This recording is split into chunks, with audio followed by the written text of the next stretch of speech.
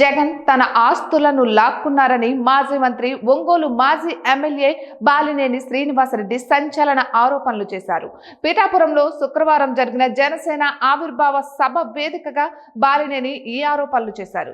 ఇప్పటికే జగన్ తల్లి చెల్లితో ఆస్తుల పంచాయతీ కోర్టుకెక్కిన నేపథ్యంలో బాలినేని చేసిన ఆరోపణలు ప్రాధాన్యతను సంతరించుకున్నాయి.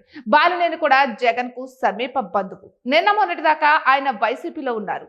పలుమార్లు ఆ పార్టీ అధినేతతో విభేదించారు, అలకబూనారు, ధిక్కార స్వరం వినిపించారు. అయినా సర్దుకుపోయారు.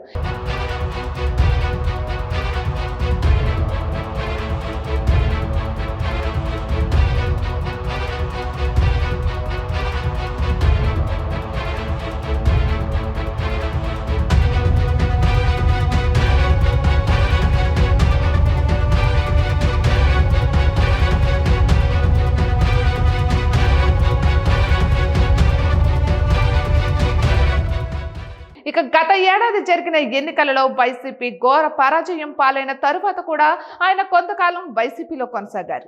ఒంగోలులో తన ఓటమికి ఈవీఎంల ట్యాంపరింగే కారణమంటూ ఆరోపణలు చేశారు. ఈసీకి ఫిర్యాదు కూడా చేశారు. ఇక ఈ తరువాత వైసీపీ తీరుతో, మరీ ముఖ్యంగా జగన్ వైఖరితో విసికి పార్టీ నుంచి బయటకు వచ్చి జనసేన తీర్థం పుచ్చుకున్నారు. ఇక ఇప్పటి వరకు జగన్ పై రాజకీయ విమర్శలే చేస్తూ వచ్చిన బాలినేని జనసేన ఆవిర్భావ సభ జయకేతనం వేదికగా జగన్ తన ఆస్తులను లాక్కున్నారని సంచలన ఆరోపణలు చేశారు. తనవే కాదు, తన వియ్యంకుడి ఆస్తులను కూడా జగన్ లాగేసుకున్నారని ఆరోపించారు.